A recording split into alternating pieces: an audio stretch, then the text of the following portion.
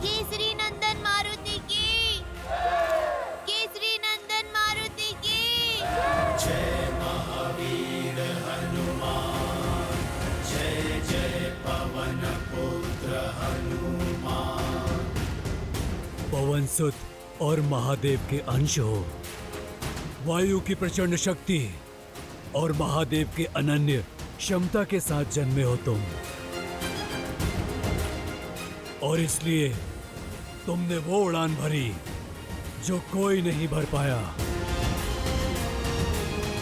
जब तुम बालक थे तब एक दिन तुम्हारी माता अंजना वन में पुष्प लेने गई और पीछे तुम निद्रा से उठे और बालक मारुति भूख से बिलखने लगा। माता, माता, भूख लगी है, भोजन दो ना।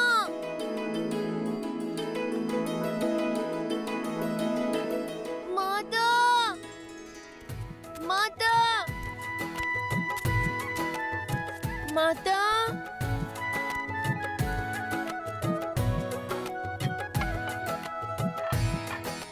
भोजन तो नहीं है।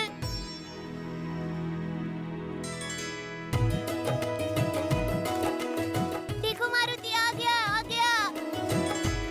अरे मारुति तुम आ गए। हमने कुछ रसीले आम देखे, किंतु वह इतने ऊपर हैं कि हम तोड़ नहीं सकते। क्या तुम तोड़ लाओगे? हम लोग साथ में खाएंगे। भूख तो मुझे भी लगी है, किंतु माँ कहती है स्वयं से पहले सदा दूसरों के बारे में सोचना चाहिए। चलो पहले तुम्हें खिलाता हूँ। चलो चलो मेरे साथ चलो चलो।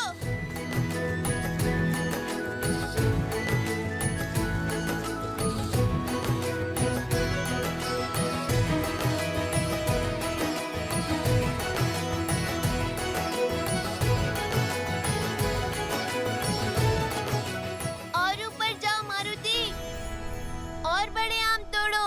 मारुति मारुति मारुति मारुति मारुति मारुति मारुति मारुति मारुति मारुति मारुति मारुति मारुति मारुति।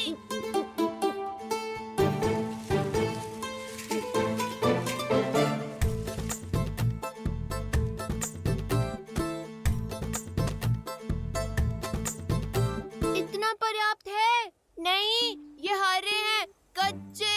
और ऊपर जाओ, लाल चमकीले आम तोड़ो। फल जितना बड़ा, जितना लाल, जितना चमकीला, उतना ही स्वादिष्ट और रसीला होता है।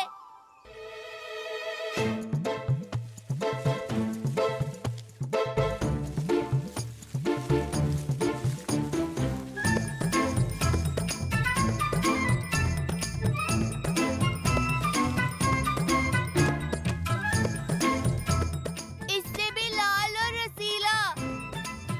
सबसे लाल, सबसे मधुर आम सबसे ऊपर लगते हैं।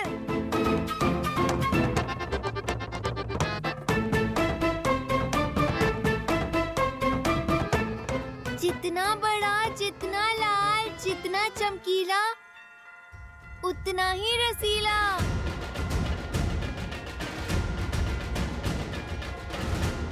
मुझे यही फल खाना है। बुद्धू, वो आम नहीं, सूर्यदेव है, सूर्यदेव।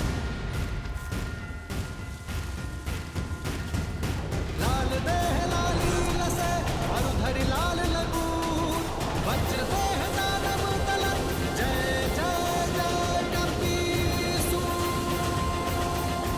देवी अंजना को बताना होगा, हनुमान संकट में है। जय जय पवन पुत्र हनुमान।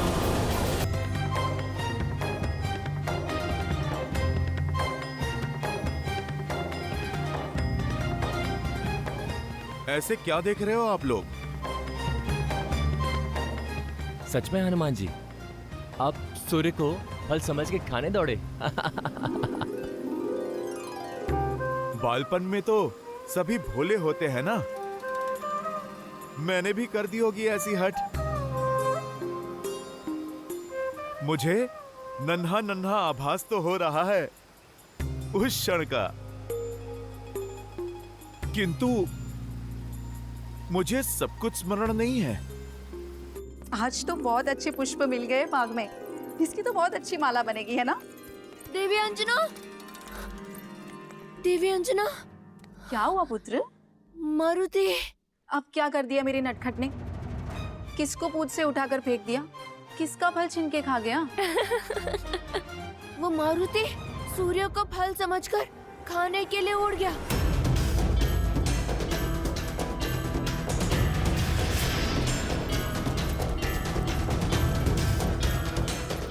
मारुति, पुत्र लौट आओ!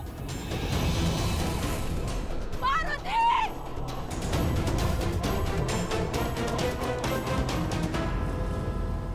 उस दिन ग्रहण अमावस्या थी। यहाँ बालक मारुति ने सूर्य की ओर उड़ान भरी और वहां सूर्य को ग्रहण लगाने के लिए दुष्ट राहु ने उसे रोकने का प्रयास किया।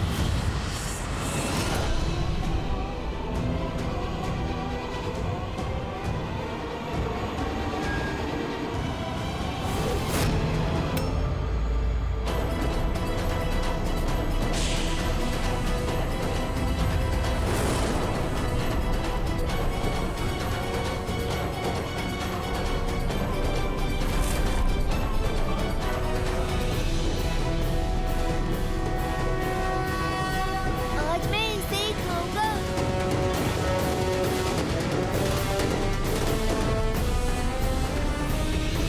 ए बालक, कहाँ जा रहे हो? उस फल को खाने। नहीं, सूर्य को खाने का अधिकार केवल मेरा है। माता तो कहती हैं प्रकृति में सबका समान अधिकार है। ये जो भी है मारुति के वेग को स्पर्श तक नहीं कर सकता। ये रसीला फल मैं ही खाऊंगा।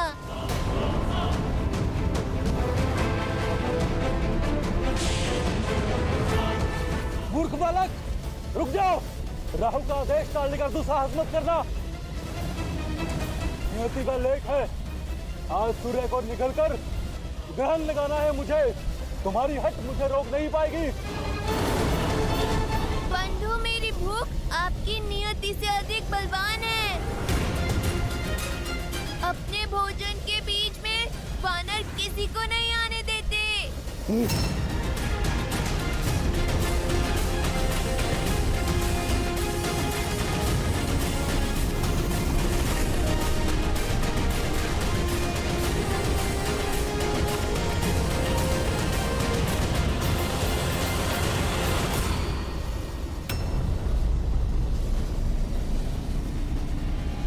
अच्छा, मेरी टांग खींचोगे?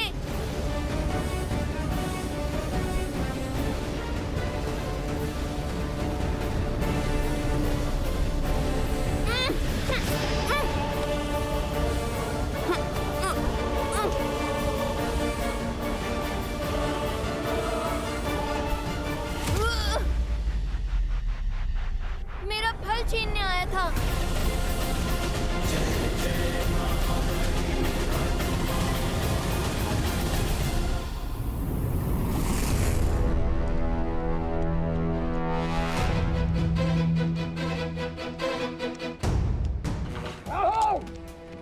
तुम्हारा इतना दुस्साहस तो मेरी अनुमति के बिना मेरी सभा में प्रवेश कर उसे भंग करने की उद्दंडता की तुमने। इंद्रदेव, आज एक असुर नहीं, एक ग्रह देवराज से रक्षा की विनती करने आया है। एक तुच्छ वानर बालक की हट ब्रह्मांड का संतुलन भ्रष्ट करने जा रही है। एक तुच्छ वानर बालक, कहीं तुम मेरे साथ वो बात तो नहीं कर रहे?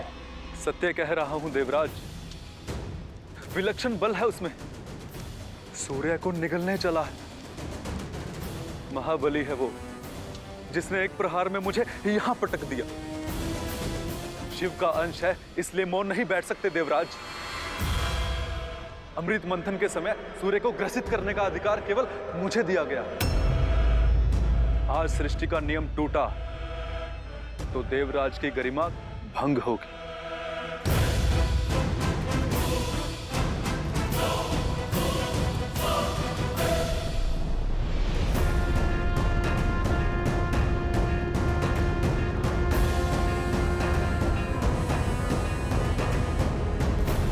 रुक जाओ बालक।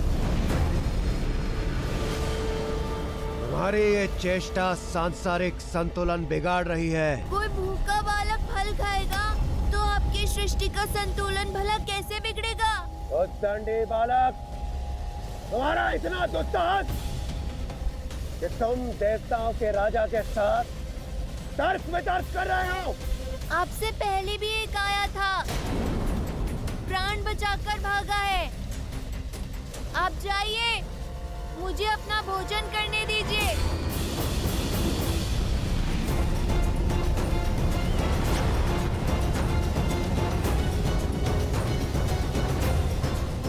रुक जाओ मूर्ख, सूर्य के समीप जाते ही भस्म हो जाओगे तुम।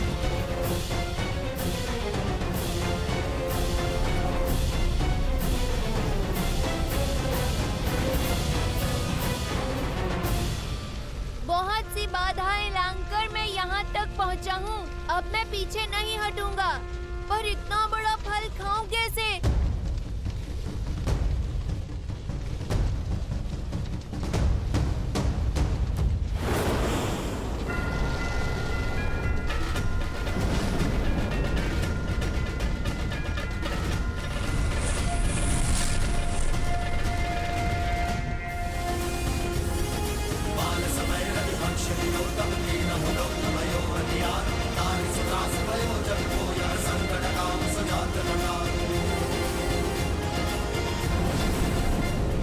प्रतीत होता है ये ऐसे मानेगा नहीं।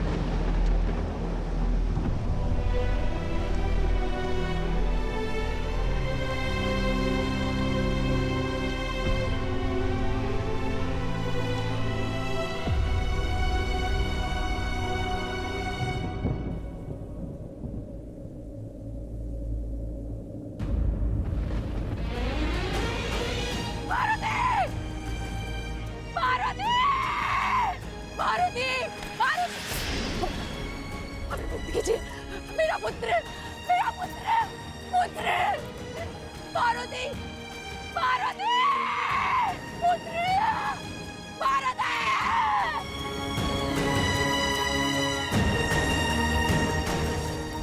पुत्र उठा, पुत्र, पुत्र उठो।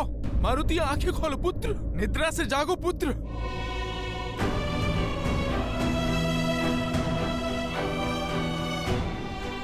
मारुति आंखें खोलो।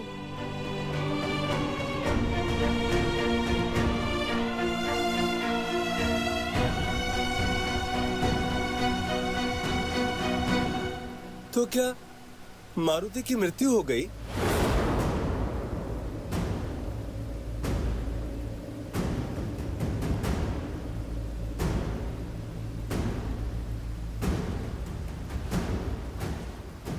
हाँ,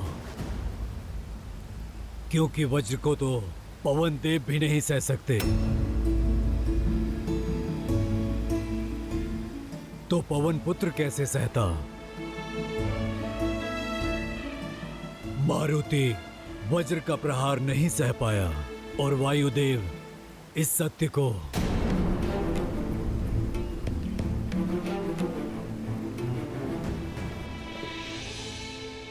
पुत्र आंखें खोलो पुत्र,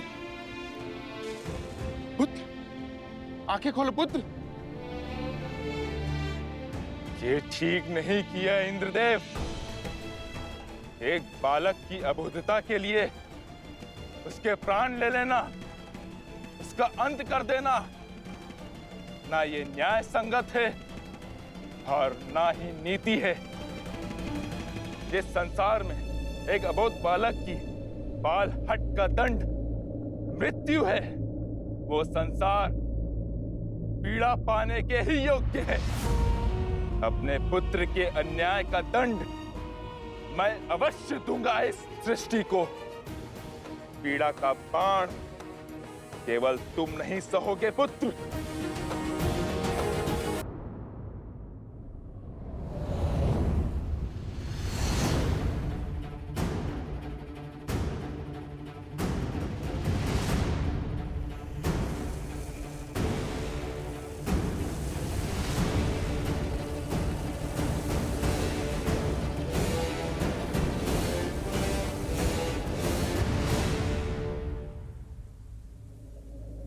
मारुति, मारुति,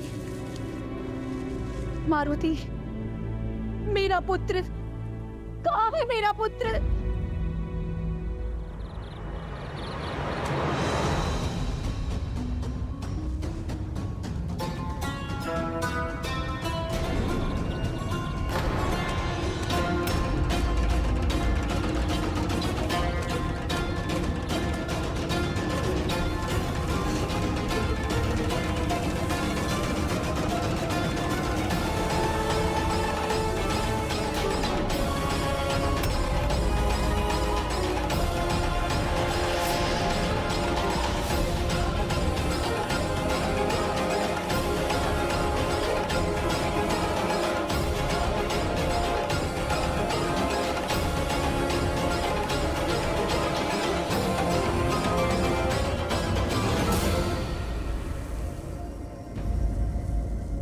मेरी पीड़ा ने संसार के अनगिनत जीवों के प्राणों पर संकट ला दिया है, परंतु जब तक ये संकट समाप्त नहीं होता, मेरा मारुति पुनः श्वास नहीं लेता, तब तक मैं किसी को भी श्वास नहीं लेने दूंगा।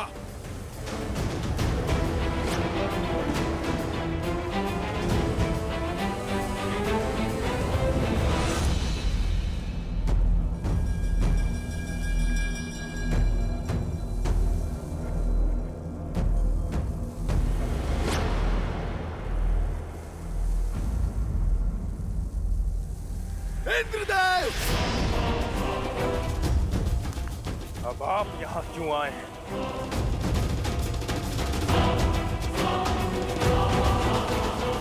अपने क्रोध को नियंत्रित कीजिए वायुदेव, और ऐसा अनर्थ मत कीजिए। यदि आपने अपनी वायु का संचार न किया तो इस समस्त सृष्टि का सर्वनाश हो जाएगा, और आप इस प्रकार जीवों से उनका जीवन नहीं छीन सकते। क्यों? यदि आप मेरे पुत्र का जीवन छीन सकते हैं, तो मैं भी सृष्टि से वायु रूपी जीवन छीन सकता हूं।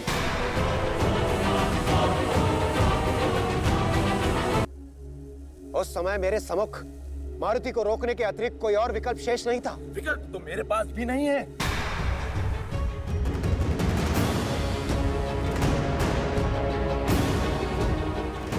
जब तक मेरे पुत्र के प्राण पुनः नहीं लौटते, संसार की पीड़ा का अंत नहीं होगा। दुर्भाग्यवश प्राण दान देना मेरे वश में नहीं है वायुदेव। तो जो वश में है वो कीजिए। संसार के सर्वनाश का साक्षी बनिए देवराज। वायुदेव, यदि आप न माने तो शीघ्र ही पृथ्वी से जल समाप्त हो जाएगा। भूलोक यमलोक बन जाएगा। हमारा कर्म, हमारा उद्देश्य, हमारा अस्तित्व सब समाप्त हो जाएगा।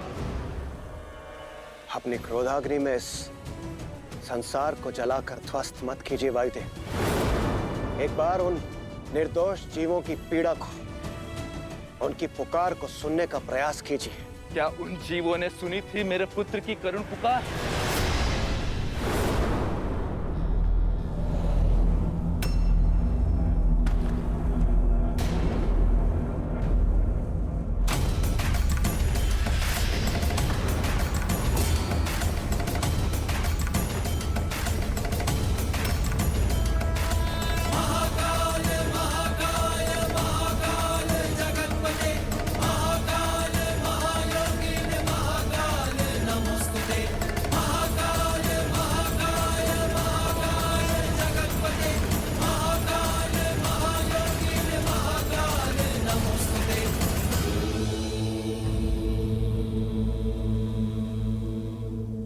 प्रणाम महादेव। प्रणाम महादेव।